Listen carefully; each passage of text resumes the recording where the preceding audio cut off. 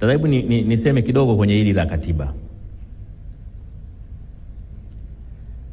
La kwanza, ni muhimu sana watetezi wa haki za binadamu, asasi za kiraia, vyama vya siasa na Watanzania kujua kwamba sheria kuu ya nchi ni katiba. Sheria kuu ya nchi ni katiba. Majaribio ya kupata katiba mpya yamekuwepo kwa zaidi ya miaka 40. Lakini vuguvugu la kuitafuta katiba mpya limedumu likiwa kubwa tangu mwaka 92 baada ya kuanzishwa vyama vingi. Kwenye serikali ya awamu ya 4 ulianza mjadala wa katiba. Tukaweka na bunge la katiba, tulipiga hatua kidogo, alafu tukaenda tukakwama mahali. Tunaweza tukawa na mambo 40 ya kupigania, lakini katika mkakati wowote lazima uchague jambo kubwa ni lipi.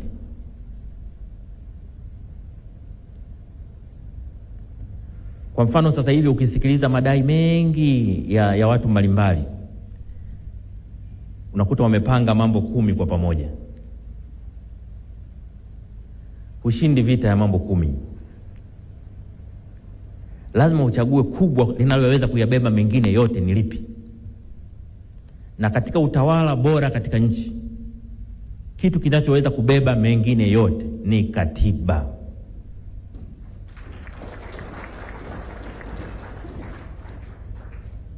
Maana hakuna sheria inayotengua katiba.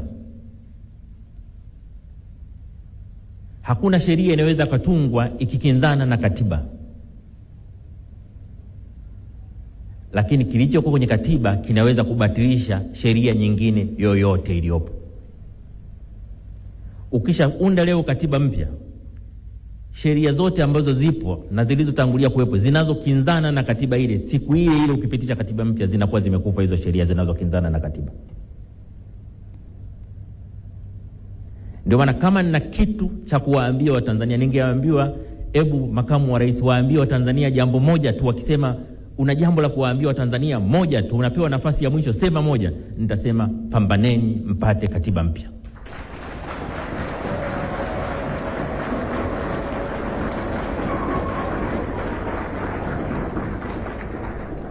Pambaneni mpate katiba ambayo ina makubaliano ya wadau wote. Katiba yenye mwafaka katika taifa. Katiba itakayotupeleka mbele miaka 50 inayokuja.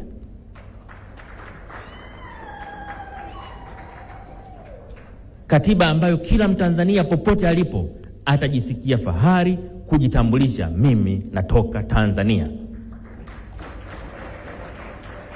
Yenye katiba inayojali maisha ya mtu, lakini pia katiba inayoheshimu haki za raia wake. Katiba inayotupeleka kwenye maendeleo. Si maendeleo ya mali tuna uchumi, lakini maendeleo ya heshima na utu wa binadamu anayeishi katika Tanzania.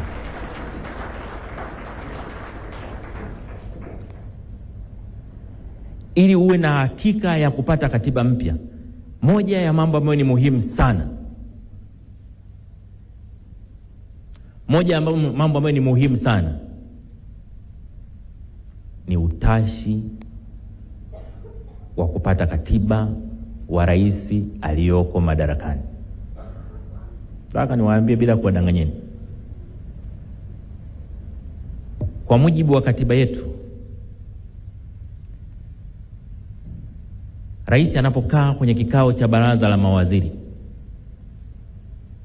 baraza la mawaziri haliamui, linashauri. Mawaziri wanapokaa na rais wanamshauri rais, rais ndiye anaamua.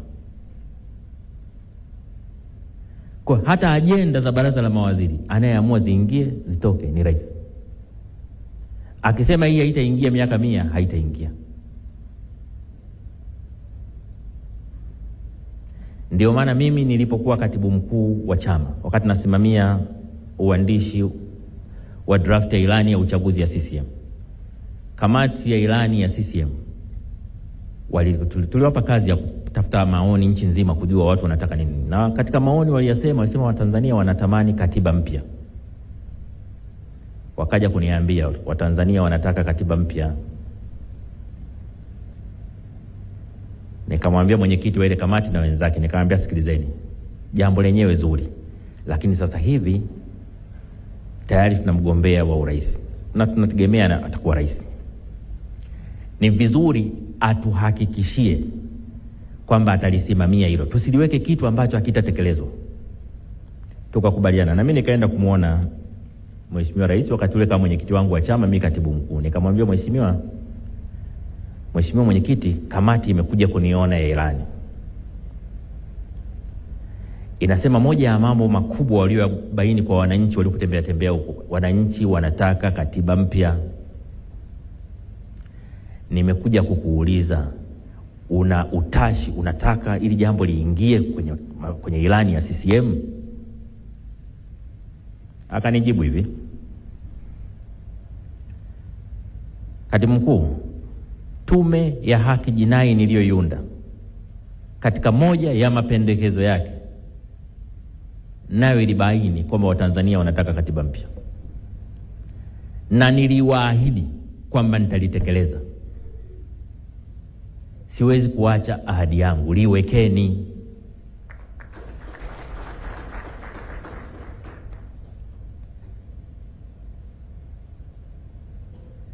Sasa nasema hivi, ningekuwa na njia ya kuwaambia Watanzania jambo hili kwa siri bila hata rais kusikia, ningefanya kwamba jamani, rais analitaka, sukumeni.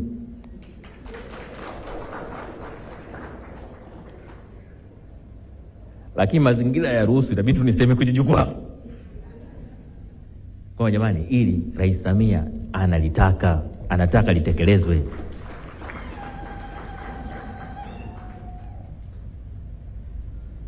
Ni vizuri tukatumia fursa hii ambaye rais analitaka likatekelezwa.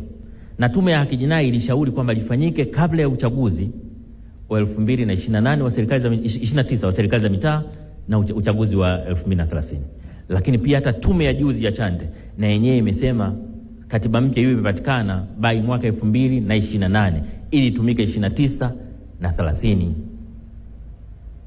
Komaeni hapo.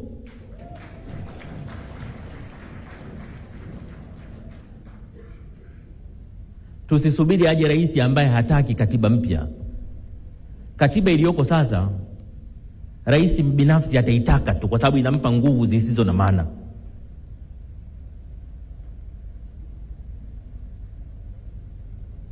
Tusiruhusu tupate rais ambaye hana hamu na katiba. Tutaitafuta tena katiba kwa miaka 50 mingine. Mazari Mama Samia kaonyesha anania hapo. Niwaambie nini muelewe?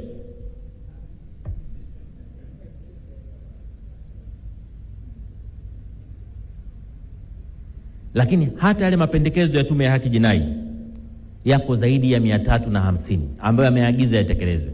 Nataka niwaambieni, yapitieni yale mapendekezo.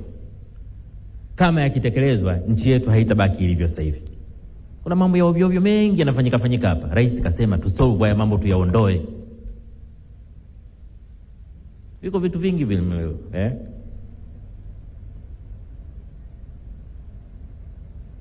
habari ya watu kukaa mahabusu, vikesi vidogodogo, vitu vya kijinga, viko vingi tu.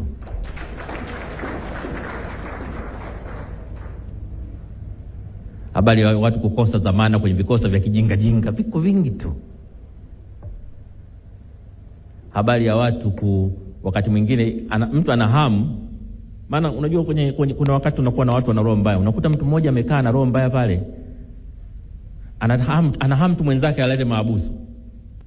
Sasa kwa kuwa ana hamu alale mahabusu, anajua Jumamosi na Jumapili hakuna anayepata dhamana, anakupeleka kituoni saa 9 kasoro hivi siku ya Ijumaa ili tu awe na uhakika utalala siku 2.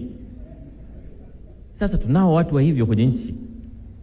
Lakini kule kwenye mapendekezo yale yanasema vitu gani vitafanya mtu akae mahabusu, kesi gani zitafanya mtu akae mahabusu. Huwezi tu kuamka asubuhi unambandika mwenzako kesi alafu hiyo. Sasa mambo haya ndio nasema ile tu tukisema anachohitaji rais kujua ni kwamba watetezi wa haki za binadamu wanaunga mkono maelekezo yake ya mapendekezo ya tume ya haki jinai yatekelezwe. Tukifika hapo tutakuwa na nchi nzuri sana. Tutakuwa na nchi bora kuliko wakati mwingine wote ambao mnafikiria. Kwa hiyo naomba mtoke hapa mkijua kwamba fursa tumeipata ya kupata katiba mpya kabla ya 2030. Kupata katiba mpya kabla ambayo itatumika katika uchaguzi wa 29 na 30. Narudia kutumia maneno magumu, tukomae hapo.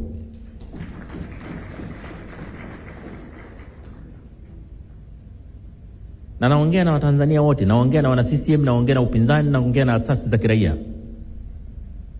Nawaambia wana CCM, katiba mpya ni kwa faida ya watoto, wajukuu wenu na vizazi vijavyo. Nawaambia vyama vya upinzani, katiba mpya ni kwa faida yenu, watoto wenu, wajukuu na vizazi vijavyo. Nawaambia asasi za kiraia na watetezi wa haki za binadamu, katiba mpya ni kwa faida ya watoto wenu, wajukuu na vizazi vijavyo. Katiba mpya ni kwa faida ya nchi yetu. Tupigane wote kupata katiba mpya.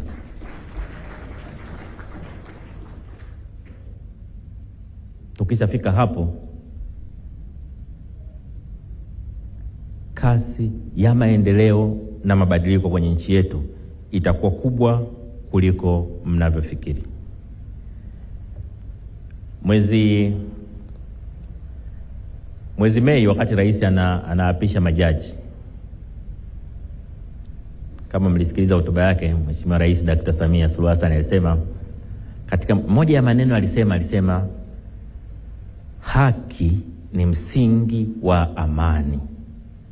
Haki ni msingi wa amani. Na mimi alipomaliza pale, wakati tulipoongea baadaye, nikamwambia Mheshimiwa Rais, kama kuna kitu na kushukuru ni wewe kusema hili, haki ni msingi wa amani. Kulisema hadharani, ili viongozi wote tulio chini yako tulihubiri hili kwamba haki ni msingi wa amani. Ukishaanza kuogopa kutamka haki ni msingi wa amani, unaanza na kuona haya kutekeleza haki.